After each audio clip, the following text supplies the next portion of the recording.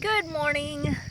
So I thought today I would do a full garden farm tour, show you guys everything we have growing, all of our animals, just everything that we're doing around here right now. We have a lot of projects going on, so some of those aren't complete, but I'm just going to show you where we're at right now. Today is May the 24th. It's a Sunday. It's beautiful outside. The wind's blowing, of course, so there's probably going to be some wind noise. So, do you guys want to start with the garden or the animals? If I likes the animals, let's do those last.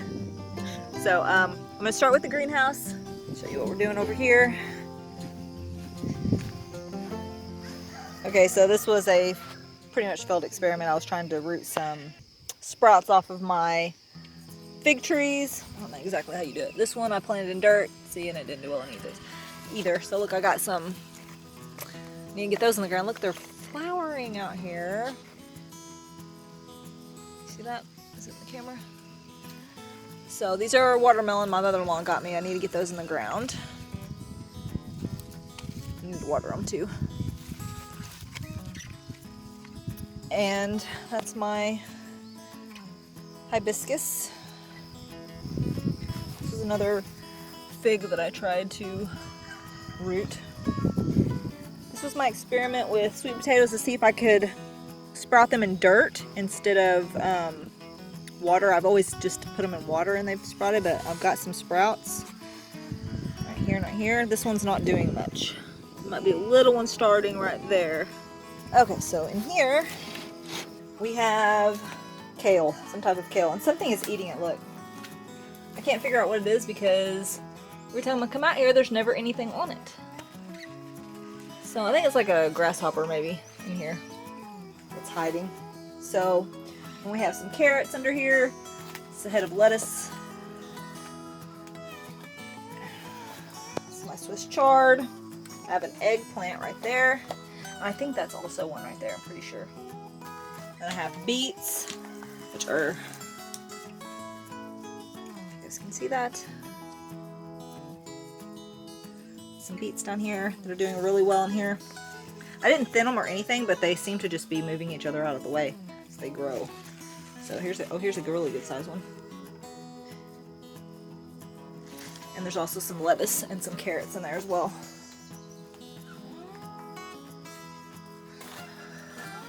So that's basically all I've got going in here right now.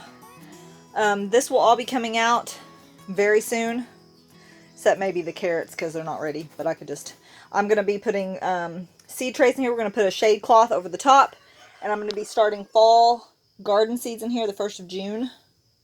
First part of June, first couple weeks of June. I'm going to start broccoli and cauliflower and all that stuff to go into our fall garden. So this is just a look at the greenhouse. I do need to water in here. I'll probably do that as soon as I'm done with this video. Alright, so I'm going to take you guys over to the porch to my garden tower next. Here is my garden tower. I have kale, 2 kinds of kale, right here and right here, and then some Swiss chard down here, and there's some Swiss chard in there. I have lettuce up top, and I have some open spots because we've harvested stuff. And this is red leaf sorrel, or red vein sorrel, I think. It's a salad green, but I'm having some problems with aphids with this, so this may have to go. It's not doing so well. I did see some ladybugs on it though the other day, so we'll see what happens. This thing's really neat. This is the compost bin. And there's all kinds of stuff in there. Worms and... Wow, that had that completely full. Oh, did you see that worm? Fell. So there's worms all in it. Look at all of them. See the worms? So this is really neat. I really like this setup. Especially if you were growing on a balcony, for example, like it turns. So you can just turn it. So you could put it on your balcony of an apartment. You could grow lots of food because there's 50 holes if you count these spots, but then there's also extra space, so you can actually plant more plants at the top. So it holds at least 50 plants. And here's some, honestly don't know what I put right there. Maybe celery. I don't know, I'll have to taste it and figure it out. Alright, next we're going right here. Here by our front gate I have Hanson bush cherries. They produced cherries last year, but they didn't look very good, so I didn't eat any of them. So we'll see what they do this year. I need to fertilize them. This one produced way more cherries last year than this one, even though this one is bigger. Which is funny because this one grew so slowly, and it's just taking off now. This one was my biggest one, and now it's kind of spindly. It's put up a lot of shoots. I'm just letting it go. All these are shoots off of it, and I'm just going to let them grow. I would like to have this whole area full of them. So this is just an old bathtub that our neighbor gave us. She'd grown strawberries in it before, so I'm going to try to do the same. My mother-in-law was so nice to get these strawberries for me, so we have quite a few right here. These are ripe and ready to go. Get those for Asher in a little while. We have some that are flowering. And then these are all starting to send out runners, so hopefully those will spread pretty quickly. Like here's a good runner. Need to push those down the ground a little bit so they'll sprout some roots. This tub I've been meaning to plant herbs in, but I haven't got to it yet. And this is my green onions. These onions right here, these bigger ones, were actually a store-bought onion that sprouted at the top. So I split the sprouts and put them in here, and they're growing new onions. So I'm gonna see how those do. That's my little experiment with onions. This is our new fence that we just put up to keep the dogs out of the main garden because they kept digging up all my plants. We haven't got a gate yet, so you'll have to overlook my piece of hog paneling that we're using as a gate right now. This is my flower bed that does not have any flowers in it, but will soon. Hopefully I've got to clean all this grass out and put some more dirt in there. Fill this with flowers hopefully this year.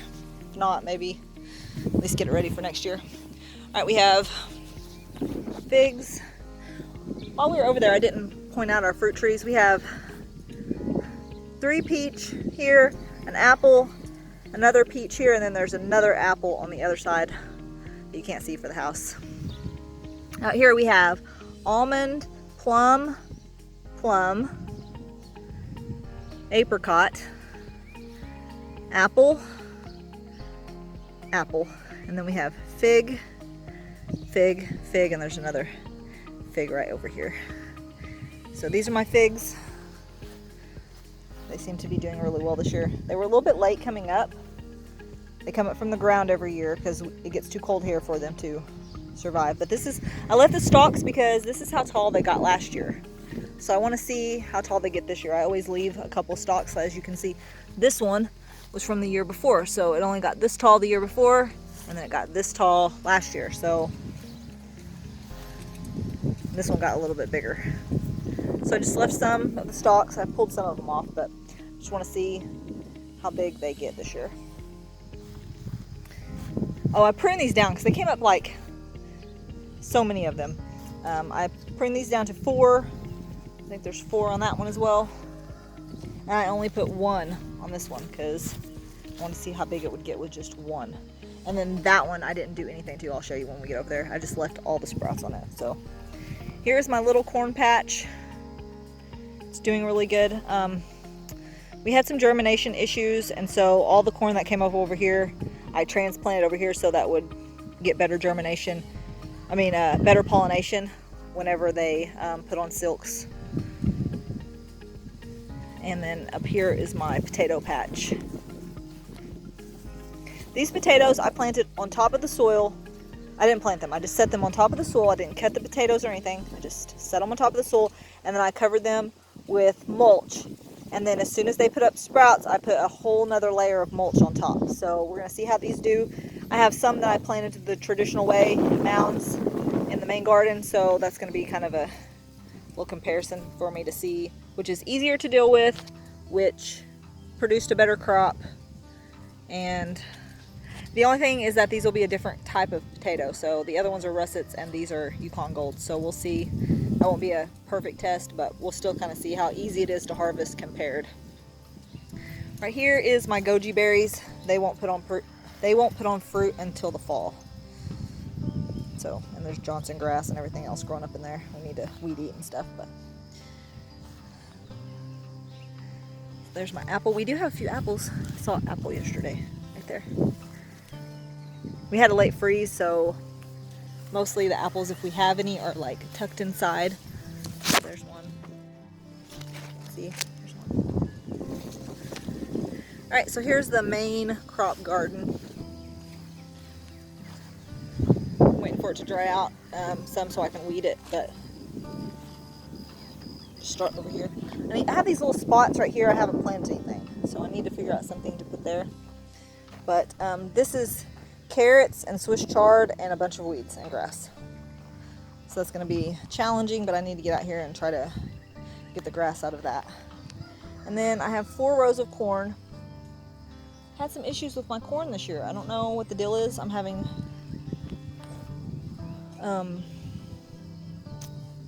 had poor germination over here. Here I had pretty good germination, but then we had random ones that just died. You know, like, not sure what's going on. We had several over there that did the same, and several over here that did the same. So I'm not sure. It's just in little sporadic patches that there's dead ones. So we'll see how they do. Anyway, this is Golden Bantam. It's the same as I planted over there, but I planted those a lot earlier. This is my bush beans. We had a hailstorm right after these came up, so that's why we have some missing ones in here. I need to weed this too. I have a action hoe, or a stirrup hoe, some people call it, and so it's really easy to weed with that, but the ground's too wet right now, so it doesn't do as well. It does better with when it's at least dry right on the top. So these are Blue Lake bush beans. And then down here is all of this, or most of it. I need to pull out the weeds, but most of this is lamb's quarter, so I think I'm going to leave it and just have a little patch of lamb's quarter because, you can see my shadow, because it's edible, and I can transplant it to different areas if I want. This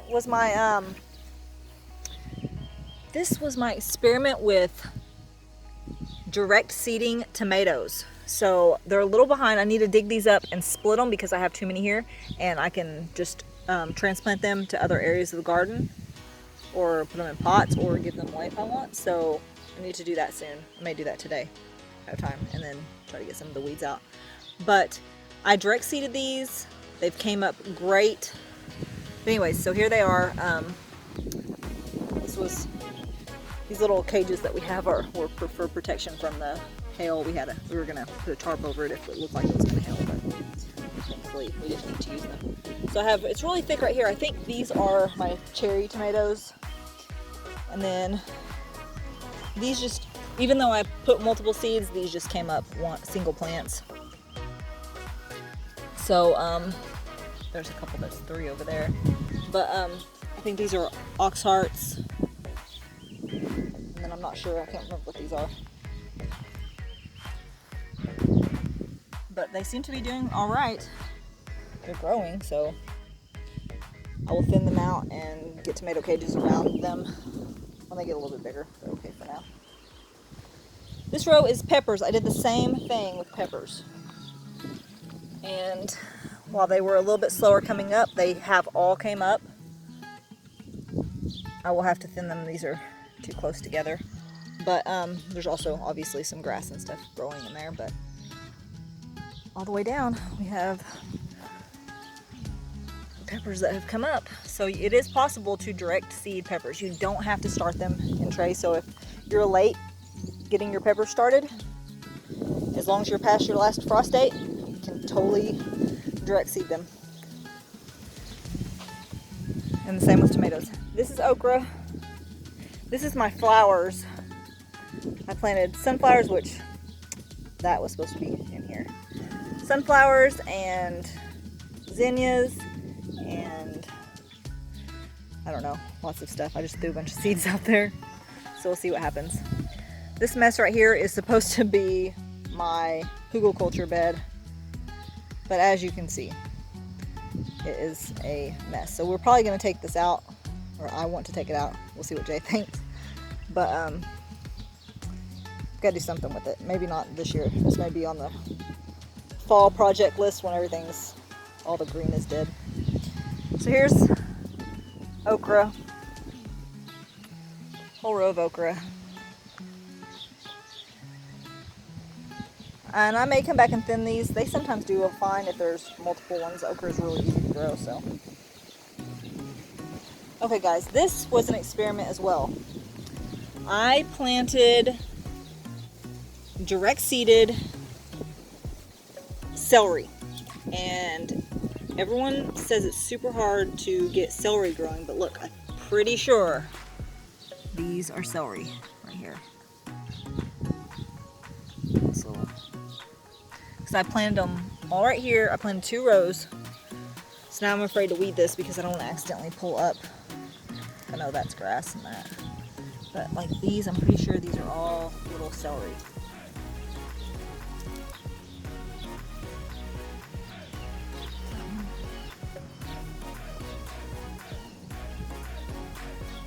So I'm going to just wait and see. You can always pull the weeds up later.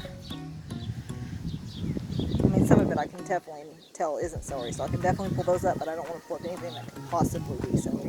This is my beet patch. There we go. My beet patch. They need thinned. So I will probably have to do that soon. And this is my carrots. They had come up really thick, but we've had some really heavy rain, and that's kind of killed some of the little start. So I think they've sort of naturally thinned themselves. So I'm probably just going to leave these alone.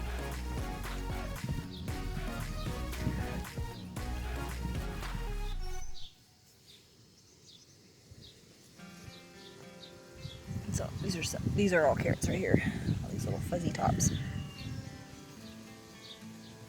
All right, and then there's this space right here where we're thinking about just doing like a seating area. Put our little table over here. I'm not sure what we're gonna do with this yet, but it gets too shady to plant anything. So you can tell this is even pretty shaded, but it gets a lot of afternoon sun. So this is my 2 rows of collards, southern collards, and then at this end I planted some more just bunching onions right there. This is my experiment with amaranth. So there's 1 single row of it, and it's very slow growing, so I planted a lot of seed, plus the seeds are teeny tiny. It's nearly impossible to just get it where you want it. So I just planted a whole row of that. We're going to see how that does. Here's our first row of cucumbers. I planted a lot of cucumbers this year. I really want to start trying to make pickles. And so I planted, these are either straight 8s or munchers. I can't remember which ones, but it's just a whole row. This is just repurposed fence, some hot wire stakes, step-in posts, and some T-posts. That's what we've done for a couple of our rows for trellises. These are Bush Lake pole beans, or these might be tender green. Tenders, I don't remember something.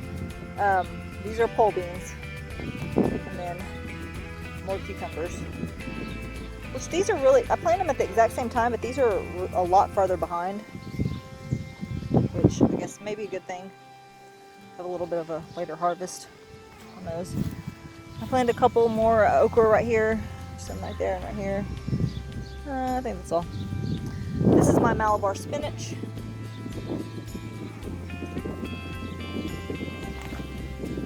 It loves the summer heat. So Malabar spinach isn't a true spinach. It's more of a succulent type green. You can saute it though and put it in stir fries. It's really good. It loves the summer heat, so we can't grow true spinach here. It would just bolt almost instantly in the summer. It's just way too hot. So we're in Oklahoma.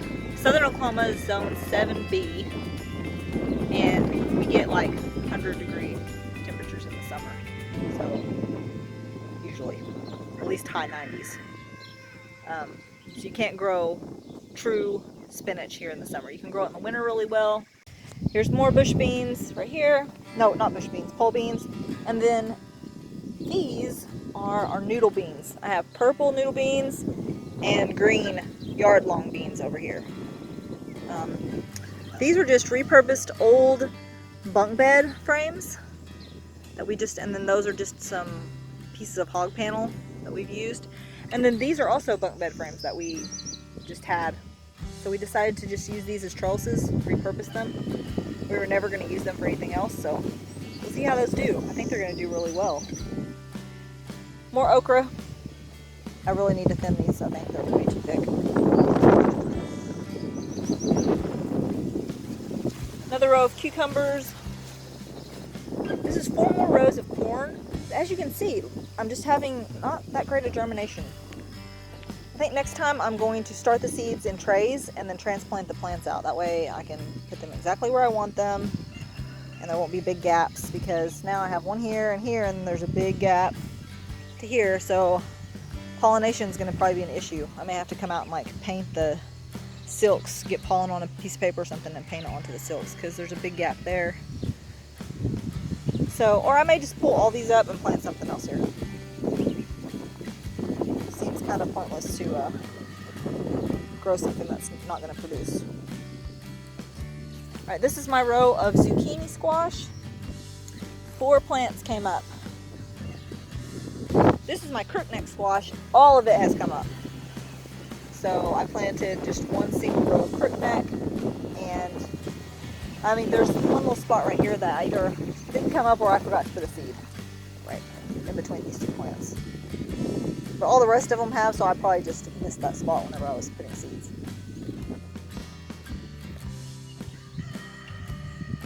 And then this is my potatoes that I planted. I've been hilling. So, and then this big spot over here, as soon as it dries out enough that we can till it again, we are going to plant all of our pumpkins, watermelons, cantaloupe, spaghetti squash, acorn squash, all of the vining big squashes and melons in this spot. I have some elderberry growing right there in this little patch, so that's why it's been tilled around that. And then we have some garlic right there that just grows wild here, so I didn't want him to till that up. But we need to re-till this, kill the grass, and then we're going to plant that, which it's still early enough. We'll still be able to get a harvest of this, so I'm not worried about it. Even though we're a little bit later, but I'm hoping since we're planting it later, maybe we'll miss the squash bugs. Because I have no problem with squash bugs in the late summer and fall. Here, it just seems like everything I plant in the early spring, the squash bugs get. So since this is almost the end of May, I'm hoping that I won't have any issues. As far as trees over here go, we have pear tree, pecan. We have a little pecan right there, but that we're gonna move that, I think, because I want to keep my garden here and that's not gonna work. So it's still small enough, I believe we can move it this fall. Then we have a pear tree here. This is a mulberry, a black mulberry. And then all this whole row is, all these are cherries. So I don't know, I came out here and ate most of the cherries off of it yesterday. But here's one. I'm gonna eat that one because they're really good. Oh, here's some more.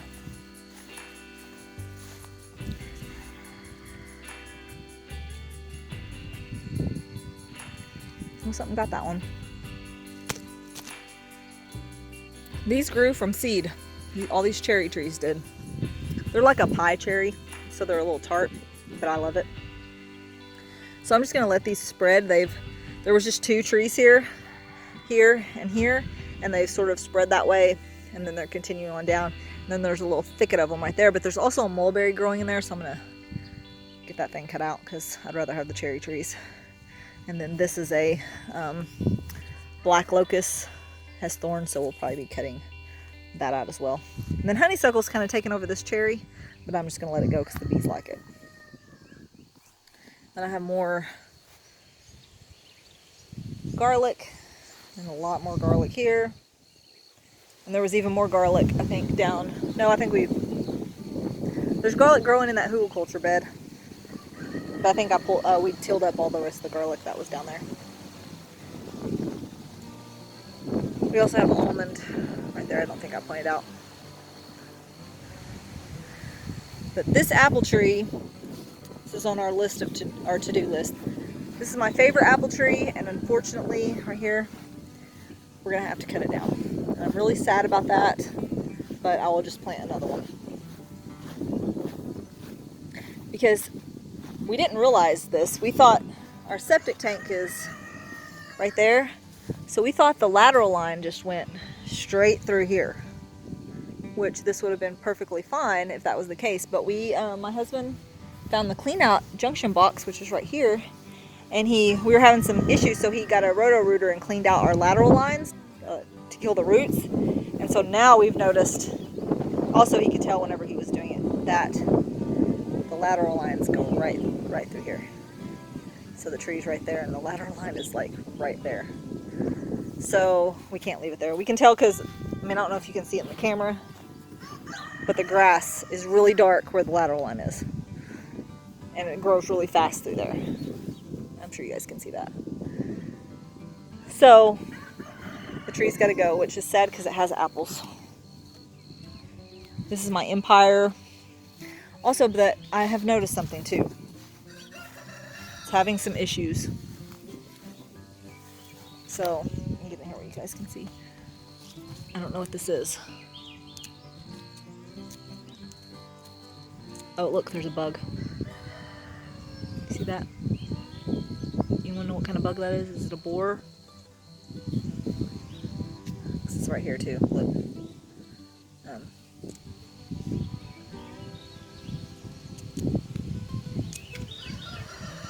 So see, it's just something's eating it. It's really bad down here. This little notch. I'm not gonna pick at it, but I've just noticed several places that are getting eaten. And the wood inside those spots doesn't look very healthy either. So anyways, this tree has got to go. All right, so let's go look at the animals. Okay, so our girl goats are right over here in our Premier One netting. It's actually chicken netting, but it works fine for them. The cage in there was their temporary shelter. They keep pulling the tarp off of it. So they're laying in it even without. We're gonna fix something up for them. It was just, we needed to get them out here. I'll show you why in a moment. Hi, Lovey. Hi, Stella.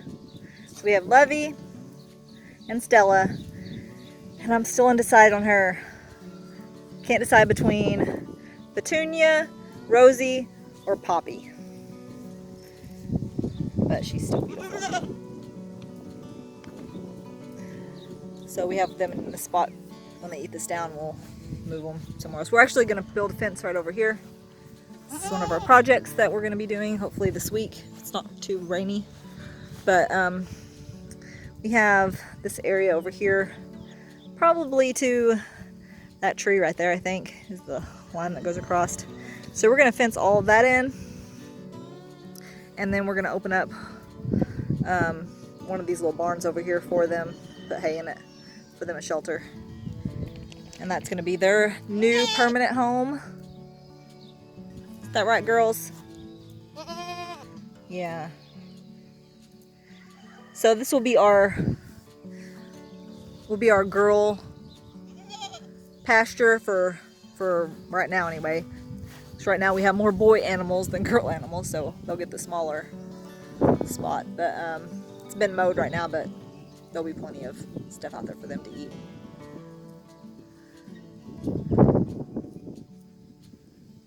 Right now they've been munching on all these. This was a bunch of brush through here, so they've been eating all that.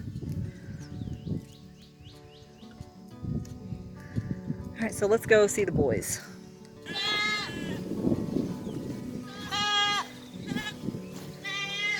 Hi, Mo. Hi, Mo.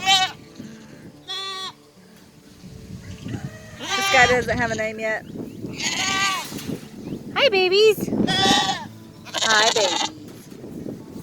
So, you guys have seen our two goats. These are our feeder lambs. They're all 3 rams. We got them from a local farm that raises Dorper hair sheep and Hampshire wool sheep, and this is a cross between the two. And they're super cute, but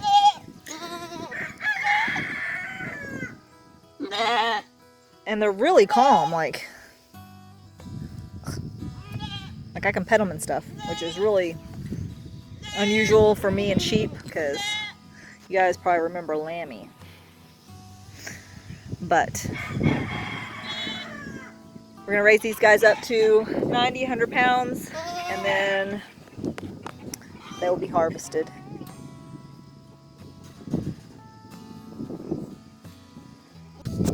So we've been wanting to raise meat on our farm for several years now, but this year is the first year that we're being really serious about it. We have our meat/dairy goats, which I have a Nubian doe, 2 half Nubian, half Boer does, and then our full Boer buck, and then our half dairy, half meat buck, Mo. Next year we'll be raising up goat kids to harvest. But this year we didn't obviously want to harvest any of our breeding stock, so that's why we got the lambs. We're going to see how the process goes, and we're going to see which one we like better. So we're going to harvest the lambs this year, we're going to harvest the goats next year, and at the end of next year. And just see which one we like better, which one's easier to process, which has the best tasting meat, or whichever one we like the best, which one is easier to raise, and then that will probably determine where we go in the future as far as animals go. We're definitely going to, I definitely want to at least have a buck and a doe for milk, because I'm not going to be milking the sheep. I want to keep my at least one. If we decide to go with sheep, I'll keep at least one Nubian doe and the buck, and then we'll switch to probably some Dorper sheep. The guy we got these from raises those as well, so we could probably get some breeding stock from him, and just start from there. I don't think I want to do wool sheep. I don't want to have to shear them. I want something, a little bit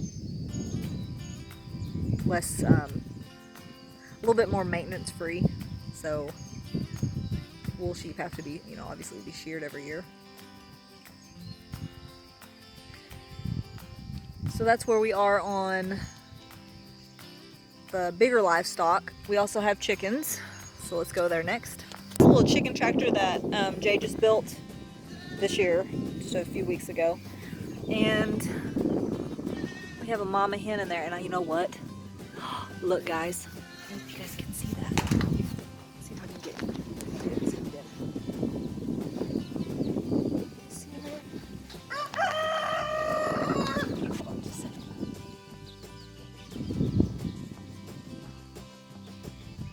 Do you see that? Look! I see little babies!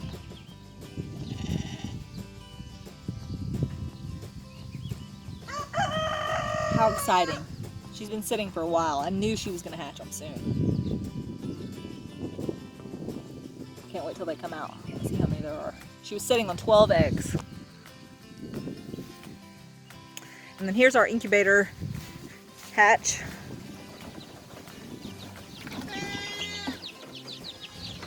So we have 17 in there. I hatched out 21.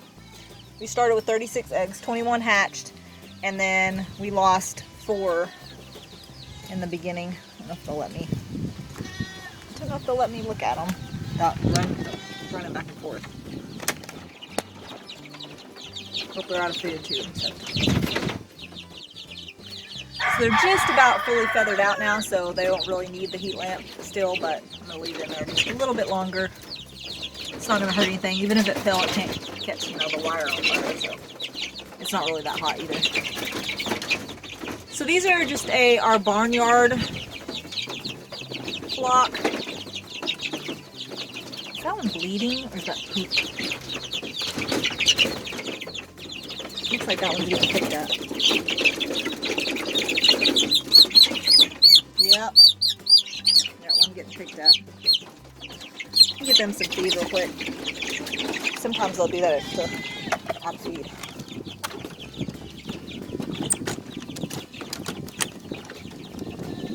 He may have just rubbed his wing on something too, I can't tell. No, it looks like he's getting picked up. Alright, so let me get them some feed. Great. I just noticed something too when I walked over to get feed. I think that's a little rooster. Both of the white ones are getting picked at. I don't know if it's a color thing. Nope, there's another white one. There's 2 white ones that are getting picked on. I think they're roosters. So I don't know, I may have to try to separate them. We'll see.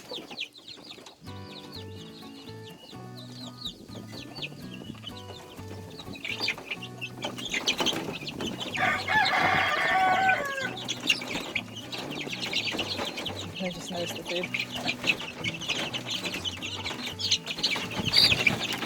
I'm gonna let them eat. Show you the rest of the chickens.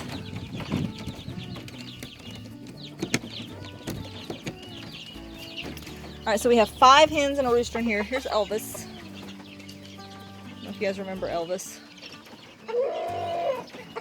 He is part silky, part Cochin, and half Easter egger.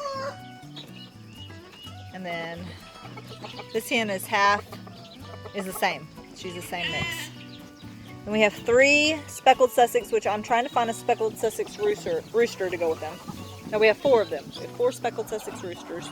And then that is a silky Cochin cross right there.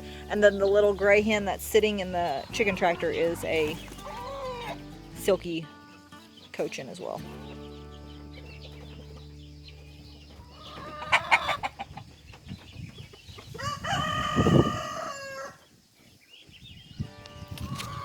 Let's see if we got any eggs.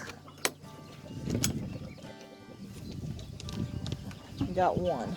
That's a wooden egg. So I'll just wait. I think we have a snake getting in here and getting my eggs. So I'm only getting like 2 eggs a day. And last but not least, we have these roosters. They're going to be harvested soon. This cage setup isn't going to, we're not going to keep them in this. This is just temporary. But we had to do something because they were terrorizing my poor ducks.